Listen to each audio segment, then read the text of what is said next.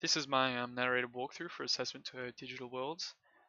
Firstly, visually for my project, I chose to do the interior of an Eastern European apartment that has been run down but not abandoned. So it's in the process of being destroyed. You know, it's had attempts at being replenished, but it's quite run down. Yeah. For the design overall, it's just 4 rooms, 3 bedrooms, just one long apartment hallway. Each room, being quite different to the next.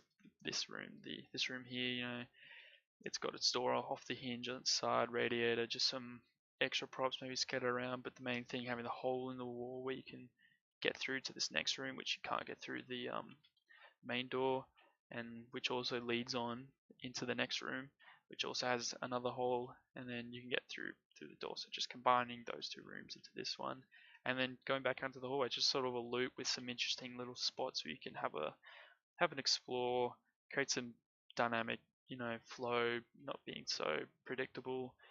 The windows having boards in them, etc. So yeah, so not abandoned, but just run down in a sense. For the lighting, yeah, I want it to be like a bit of volumetric fog, but mostly variation in the color and the feel. You know, the natural light comes through, it bounces around, but these artificial lights also create some bounce off these props here. You know, maybe these are a bit metallic, bit shiny, they bounce off, but yeah, maybe some flickering in the light, some variation. They flickering into this room here.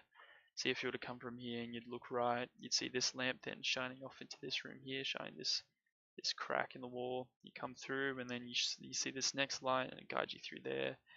And yeah, it's just sort of one big loop. You can come through here and then just, pop through there again. Maybe some more intense shadowing. Maybe a bit more lighting in here to show off. But that's the general idea. For the reference images, specifically for the coloring and the texturing, the walls will be a bit run down. It's not vibrant colors, but it's still not dull. It's run down, bit grey, shadowing. The light's pretty not the greatest. Here's a good example of the volumetric fog. It's a dusty room. It's old. It's gonna have dust flying through the air, radiating, rusted.